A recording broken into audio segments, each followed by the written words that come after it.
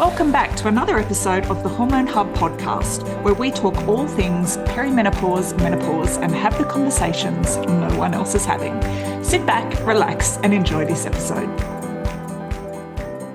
Hello, ladies, and welcome back to the Hormone Hub. I'm your host, Kylie Pinwell, and today we're doing part 2 of our Q&A session. So last week I started off answering some questions that came up in a Facebook group and realised that we had way too many to cover in just one episode, or it would have been a mega episode. So I thought I would split it into 2.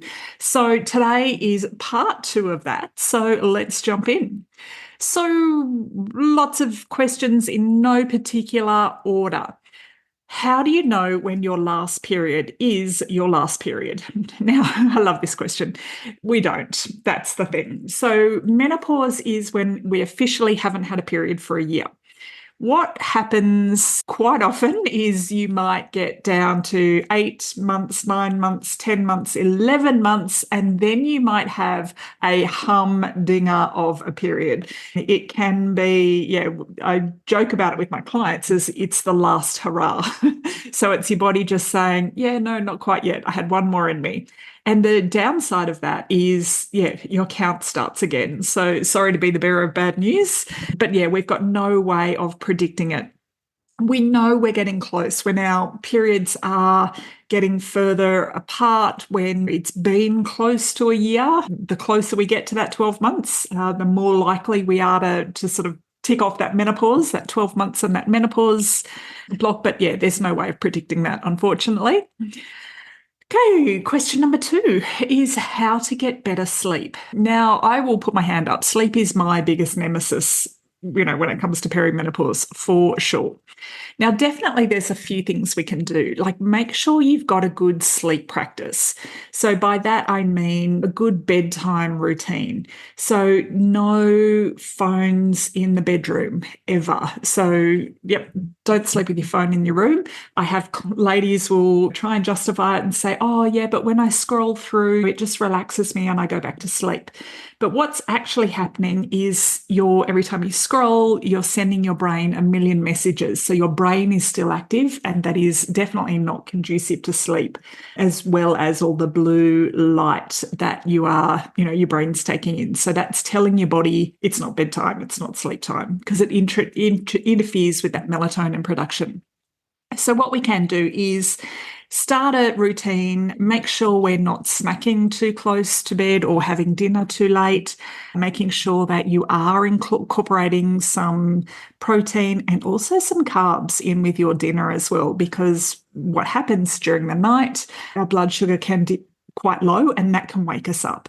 Not drinking too much fluid, so try and get most of our liquid in the first half of the day. So come bedtime, we might have a cup of tea and that's it. So we're not getting up to go to the loo. Making sure your bedroom's nice and cool is another one as well. So we sleep best in a temperature 5 degrees or thereabouts, like cooler, and weighted blankets can help. I had a client tell me the other day about cooling blankets on her bed for those ladies who are getting hot flushes or night sweats is a good one as well. So just getting into a practice and creating good habits, but definitely your phone is not a good one to have in the bedroom at all. How to get rid of fluid retention. Okay, so what happens there? So fluid retention can be linked to a few different things, but certainly that drop in estrogen can lead us to holding on to fluid. So it might sound counterintuitive, but definitely drink enough water. Water will flush through or help flush through that excess fluid that your body is holding on to.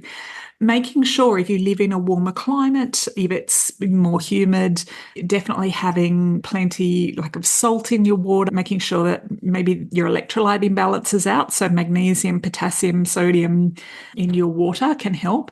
And then also moving your lymphatic system. So dry skin brushing can help there as well. So that happens when we move our body, and dry skin brushing can help move that through. And also have a look at, there's a video and there's also a podcast episode we did on the lymphatic system with Chelsea Jean. So check that one out as well.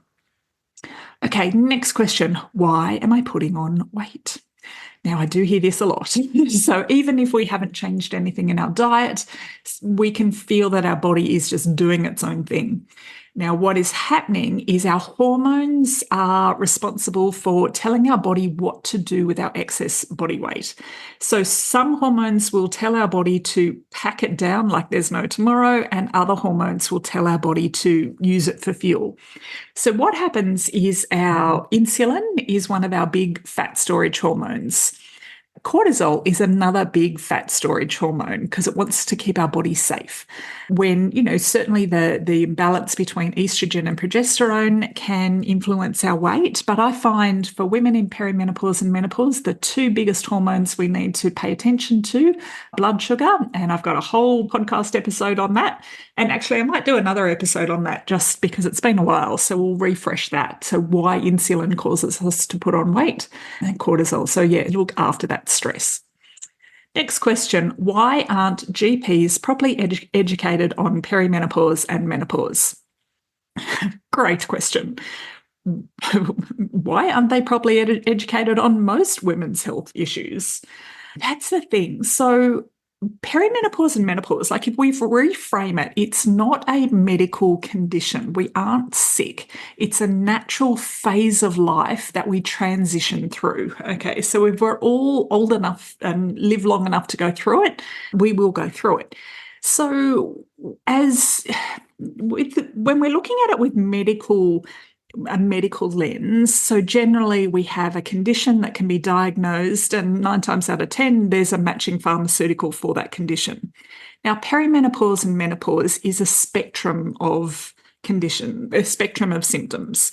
So there is some crossover there in perimenopause with our thyroid conditions, with chronic fatigue, with autoimmune conditions. So it's not like they can isolate out perimenopause.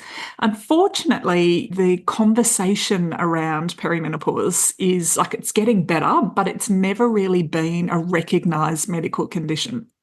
They are starting to recognise that those changes are real, and the physiology that happens, or the changes in the physiology that happens to women, is real. It is getting better, but traditionally menopause was this whispered thing, oh, you're just going through the change. Now, there are some great doctors out there, 100%. So if you are being dismissed by your doctor that you're too young, that it's just your lot in life, that you just have to suck it up, you just have to push through it, find yourself a new doctor, like seriously, because there are a lot of dinosaurs out there, but there are a lot of great doctors as well. So you want to make sure that your GP is aware of what perimenopause is. You want to make sure that they are up to date with the latest bioidentical hormones. That is something that your GP can prescribe for you. You do not need an endocrinologist to diagnose you with menopause. You do not need I don't know, I've heard all sorts of things. A gynecologist tell you that you're in menopause. Certainly, if you are under 40 and you are experiencing definite menopause symptoms, then 100% that's where you would see a specialist. But for most of us, we do not need to see a specialist to tell us that we are going through perimenopause and menopause. Okay, so this sort of links into the next question. How can you confirm you're in perimenopause? What are the best treatments and lifestyle adaptations? Now, definitely. So this is where download my signs and symptoms of perimenopause and menopause. Like I said, there's no medical definition for it. So it's not like you tick X amounts of boxes and therefore you are in perimenopause. What we do instead is have a look at that spectrum, that timeline. Are you experiencing, and generally we know that our hormones production starts to decline in our mid-30s. So if you are in your late 30s, if you're in your 40s and you're experiencing just not feeling yourself, for me, that's enough confirmation that you're in perimenopause. And remember, it's a process. It doesn't just happen overnight. So the best treatments and lifestyle adaptations, I think this is a great question. Thank you for not asking about what medication should I take. Looking after yourself now and making yourself a priority is a must. And we're not teenagers anymore. So the better you can take care of your nutrition in terms of eating a whole food diet, the better you can learn to manage your stress. So making sure you're getting plenty of downtime, making sure you're spending time out in nature, making sure that you are doing something for yourself. Now self-care isn't a luxury. Self-care is a necessity through this time of life. The better you take care of yourself, the better you can show up for your family, the better you can show up at work, the better you can show up in life generally. So definitely move your body, eat well, manage your stress, and find self-care practices that work for you. And it's got to be something that you resonate with. And it's important to know that it's not just a one and done thing. This is how we treat ourselves for the rest of our lives. So yeah, we're not looking for a diet. Okay, so what age is usual and how to know if you're too young for peri? If you are under 35, I would say potentially you're too young. And I wouldn't even say you're too young. I would say you're probably borderline. Usual age is, I guess, where women start to really notice things is sort of mid to late 40s. That's where things start to ramp up and get fun. But there's no normal. Just like girls start their periods anything from 7 or 8 years old through to, 15, 16, 17-year-old. So just like there's a spectrum when we get our periods, there's also a spectrum for when it finishes as well. So, but do not ever be dismissed by a doctor by saying that you're too young, because you're not. And there is a such thing as primary ovarian insufficiency. And there is a whole podcast episode on that as well, if you want to go looking for it. And we talk about what happens when your ovaries shut up shop before the age of 40. What happens when they shut up shop before the age of 45? What happens if you're in surgical menopause, for instance? So there's lots of different reasons why you would go into perimenopause and menopause early. This Hormone Hub episode is sponsored by our free Hormone Help Call. Book in your call today with one of our experienced advisors, and we'll give you some clarity around what's causing your symptoms and some simple steps you can use straight away to improve your menopause experience. If you're ready to take the next step, book in a call and find out more about how we can help you have a smoother transition through perimenopause and menopause. Let us help you balance out your hormones, reset your metabolism, and get your confidence back so you can live the life you're meant to. The link with all the details is in our show notes or over at kyliepinwell.com/hormone-help-call. Okay, next question is, how can we get GPs to not dismiss women's symptoms and stop saying it's depression? Again, find yourself a new GP. If you are, and this is the thing, like women aren't feeling themselves. They have the blood test done, the blood tests come back normal. And the reason our blood tests come back normal is because it's on a bell curve. And if we're on the outside of normal, we're a long way from optimal, where we feel well and we feel great. We're on that outskirts of normal. But medically, we're technically normal, but we can feel like rubbish. And I see a lot of women just sort of get dished out with antidepressants because they're actually speaking up for themselves and they're going, I don't feel great. I know it came back normal, but I don't feel great. And then there is a train of thought amongst some GPs to treat some menopause symptoms with antidepressants. This isn't something that I would recommend in the slightest. So when you take antidepressants or you take anti-anxieties, these are 100% okay if you actually have severe anxiety or you actually are depressed. There's a place for them, 100%. But when you are given antidepressants just to kind of shut you up or just to kind of like band-aid over the top of everything or numb you down, it's not okay in my book, because you can't, unlike HRT or unlike other medications, you can't just stop taking antidepressants. There's quite a big weaning process that you have to go through. So you have to be really careful when you start. And the amount of women I've spoken to who have got scripts and they're like, my doctor gave me this script, but I don't think I'm depressed. And like, it's not my call whether they take the medication or not, but definitely think long and hard before you jump onto something like that, because it is hard to get off. And it comes with other side effects as well. So don't discount the knock-on impacts to other areas of your body as well. Okie dokes. So, next one. Can I take HRT if I have a heart condition? And if not, what can I do to help with symptoms like weight gain and sweats? So generally, there is a concern with HRT and blood clots. So just like there is with the pill and blood clots as well. So generally, and this is a conversation that you need to have with your doctor, and certainly go on their advice. But the general line of thinking is that it's not appropriate for you. So what we need to do is, how do we deal with hot flushes and things like that? So definitely maintaining a healthy weight, avoiding known triggers of hot flushes. So caffeine, alcohol, spicy foods. You can, by managing your stress. So quite often women will report that, they've had an increase in hot flushes during stressful times, usually at the worst point in time. So when you're about to chair a meeting or when you're sitting in a boardroom or something like that is when I hear it comes up a lot. So definitely exercising, moving your body, lots of meditation, lots of yoga to get that cortisol response down. From a practical point of view, wearing light, sort of breathable fabrics, layering, so you can layer things off, take things off as well.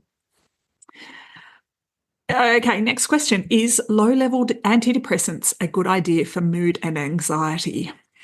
Again, going back to my question that I just answered, I would try other things first. So I would try improving your diet, making sure that your blood sugar is balanced and you're not having sort of big sugar highs and big crashes. So, this is a really key part of what I work with with my clients in the hormone code, just to help them keep that blood sugar regulated. It helps keep your mood regulated as well. But also having the tools to deal with anxiety. So, anxiety is usually things that we worry about that may or may not happen in the future. So having the tools like, what's the worst thing that could happen? Okay, it might be, if we're, say, a financial worry, what's the worst thing in the world that could happen? We lose our house. Okay, just this is an example. Okay, is that really likely to happen? Like, oh, no, but money is tight. Okay, so we've kind of gone from, oh my God, we're going to lose the house, to probably won't happen, but things are tight. And it's sort of like, okay, what can you do now because things are tight, versus panicking because you might have that very big thing happen. I hope that makes sense. I don't know if that was the best way of explaining it. So a lot of anxiety is tied into potential future things, and we make it bigger and we stress over it. So it's just sort of like, how can we shrink that thing down into actually something manageable? Okay, what treatment is available for loss of libido? This did come up in the last lot of questions as well, but I will answer it again. So there's a few things going on. So one, definite drop of estrogen can impact things like lubrication, our, ability to relax and, enjoy the moment. So there's definitely a physical, potentially painful side there. So definitely using a natural lubricant. We want to stay away from anything with petroleum jellies or anything like that. The Yes brand in Australia is quite good. Then we want to have a look at, are we just so freaking exhausted right now that tap on the shoulder is the last thing we feel like? So how do we tap into a bit of sexy time when our energy is high? Okay, so that's what we want to do. So if you are a typical, you both roll into bed, your partner taps you on the shoulder at 10 o'clock at night and you are done for the day, of course you're not going to, your libido's taken a road trip. Whereas if you flipped it around and maybe the kids are out in the afternoon on the weekend and could be 2 o'clock for a bit of afternoon delight, maybe that's a better time. Where's the connection with your partner? So when was the last time you went on a date? When was the last time you had a good conversation? When was the last time you put your phone down and really connected? So tap into other things and open the lines of communication to your partner. Let them know what's going on as well, because I was going to say it takes two to tango, but okay, if you are alone on your own, you can fly solo in this as well. So again, tap into what makes you feel good as well. So it was really interesting. I did a poll not that long ago in our Facebook group, and I got everyone to rank their libido out of 10. It was so funny. The women who had new partners, the women who had younger partners, libidos were on fire. Those of us who've been married for 20 plus years, yeah, not so much. Now, I'm not saying everyone needs to go out and get a new partner, but food for thought. And it was just interesting, when you sort of layer in that excitement level. So what can you do to spark it up with your current partner? And the last question is lots of light bleeding in between the period that never arrives, indicative of perimenopause. Absolutely, it is. So with perimenopause, what can happen in early stages of perimenopause, we might get lots of really heavy bleeding closer together, like our cycles might get short, lots of clots, lots of, funky stuff going on. That's because our estrogen levels are like through the roof. Then later stages of perimenopause, our hormones we're producing less estrogen, less progesterone. So those periods definitely become lighter and further apart in between. So yeah, light bleeding in between the period that never arrives, 100% perimenopause. Okay, ladies, this was fun. I think I'll do more of these because it's just lots of different topics, lots of different questions. So I hope it was helpful. Let me know. Shoot me an email, shoot me a message if you're listening and you're on socials, shoot me a DM because I'd love to know, what are your questions, your burning questions that you'd love to find out more about. All right, well, thanks for listening, and I will see you in the next episode.